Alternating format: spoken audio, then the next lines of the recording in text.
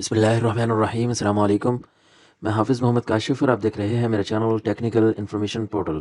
Friends, FBR ने new law जो introduce करवाया है उसमें बिल्डर्स और डेवलपर्स के लिए सेक्शन 7F में ये कहा है कि इनको प्रॉफिट हो या लॉस हो, इन्होंने टैक्स पे करना ही करना है। किस तरह पे करना है, उसका टैक्सेबल प्रॉफिट किस तरह निकालना है और टैक्स किस तरह कैलकुलेट करना है, वो सारी डिस्कशन करेंगे आज की वीडियो में। वीडियो स्टार्ट करने से पहले आपसे रिक्वेस्ट करूंगा कि अगर आपने अभी तक मेरे चैनल टेक्निकल इन्फॉर्मेशन पोर्टल को सब्सक्राइब नहीं किया, सब्सक्राइब कर लें ताकि इसी तरह की वीडियोस आप तक बर वक्त पहुंचती रहें। फ्रेंड्स, बिल्डर्स और डेवलपर्स को 3 कैटेगरीज में डिवाइड किया है।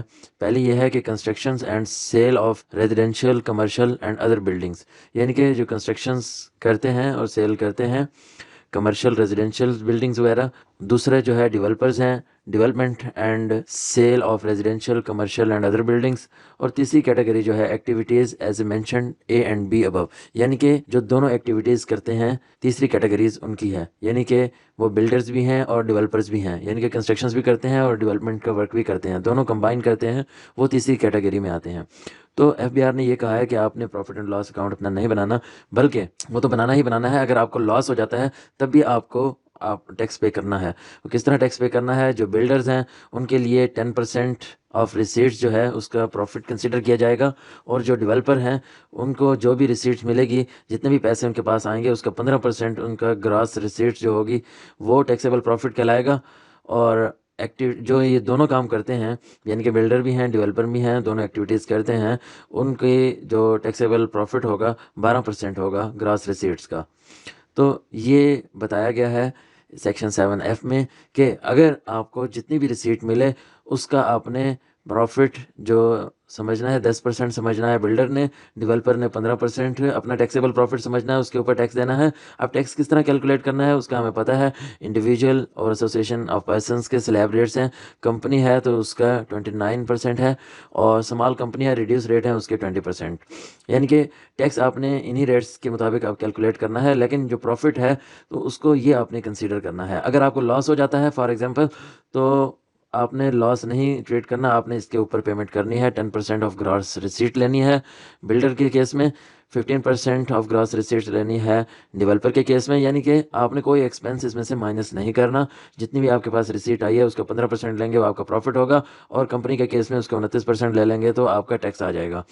तो इसी तरह अगर बिल्डर भी है डेवलपर भी है, दोनों एक्टिविटीज़ करता है, तो 12% आपने ग्रॉस रिसीट कर लेना है, वो आपका टैक्सेबल प्रॉफिट होगा। तो इस तरह लेके आपने ये टैक्स कैलकुलेट करना है इंडिविजुअल और एओपी के स्लैब रेट्स के मुताबिक, जो स्लैब रेट्स गिवन है, और कंपनी है तो 29% टैक्सेबल प्रॉफिट का ले लेना है। लेकिन अब यहाँ पर एक सवाल पैदा होता है कि हम प्रॉफिट एंड लॉस अकाउंट निकालते हैं, क्योंकि जो रिसीट लेते हैं, कंस्ट्रक्शंस करवाते हैं, उसके ऊपर तो पैसा लगता है, फिर हमारा प्रॉफिट आता है। ये तो ग्रॉस रिसीट्स का एफबीआर कह रहा है कि टैक्सेबल प्रॉफिट ले लें। अगर हम फॉर एग्जांपल ले लेते हैं एक एग्जांपल, उसमें प्रॉफिट आ जाता है 10% से ज़्यादा, तो उस पर तो टैक्स ज़्यादा बनेगा। उस केस में हमें क्या करना होगा? एफबीआर तो कह रहा है कि आपने 10% ऑफ ग्रॉस रिसीट लेना है, वो आपका प्रॉफिट होगा, उसके ऊपर ये स्लैब रेट अप्लाई करना है। अब प्रॉफिट इस केस में हमारा ज़्यादा बन रहा है, तब हमने क्या करना है? प्रॉफिट कम बन रहा है तब हम क्या करना है, यानी कि लॉस आ रहा है, लॉस आ रहा है तब तो आपको ये पे करना ही होगा। 10% प्रॉफिट ट्रीट करके उसके ऊपर जो टैक्स आपका बनता है वो पे करना ही होगा। अगर ज़्यादा आ रहा है उस पर बात की जा सकती है, और उस पर बात की गई है।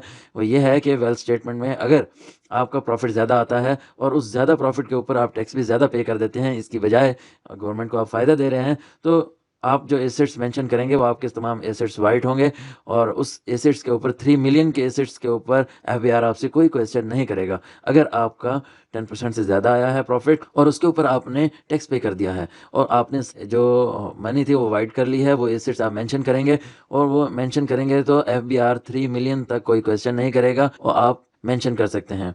अदरवाइज केस में 10% जो आप लेंगे वो टैक्सेबल प्रॉफिट होगा, इसके ऊपर जो आप टैक्स पे करेंगे वो आपका 10% of gross receipt he white money होगी, इससे ऊपर वाइट मनी नहीं होगी। यानी कि डेवलपर के केस में 15% रिसीट जो है उसका लेंगे, वो आपका टैक्सेबल प्रॉफिट होगा, वो टैक्सेबल प्रॉफिट इसके ऊपर आपने टैक्स पे किया है तो यही आपकी वाइट मनी होगी।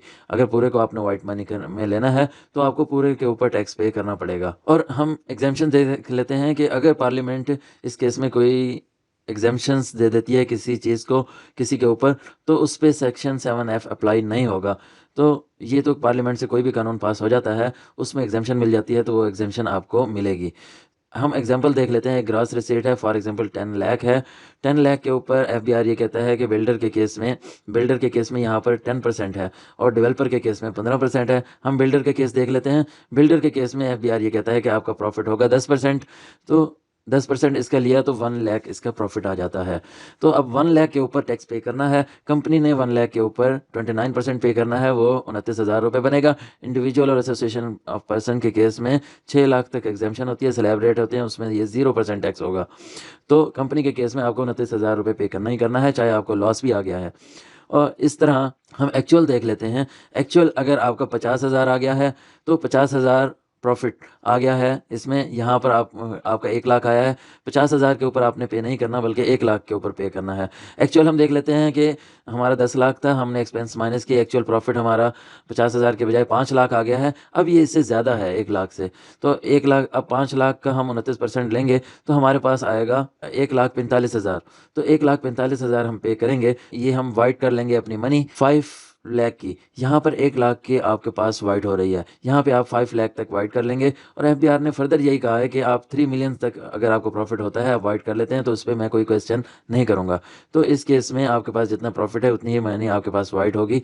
अगर इस केस में अगर आपके पास ग्रॉस रिसीट से पैसे कम आए हैं तब आपको उतने ही पे करने होंगे जितने एफबीआर ने कहा है, चाहे आपको लॉस आया है चाहे आपके पास कम प्रॉफिट आया है। तो एफबीआर ने जो रेट मुकर्रर किया है आपने प्रॉफिट उतना ट्रीट करना है और उसके ऊपर टैक्स अप्लाई करना है। तो उम्मीद करता हूँ आपको ये मेरी वीडियो पसंद आई होगी। अगर पसंद आई हो तो मेरे चैनल टेक्निकल इन्फॉर्मेशन पोर्टल को सब्सक्राइब जरूर कीजिएगा। इसके साथ ही हाफिज़ मोहम्मद काशिफ को इजाज़त दीजिएगा। नेक्स्ट वीडियो तक के लिए अल्लाह हाफिज़।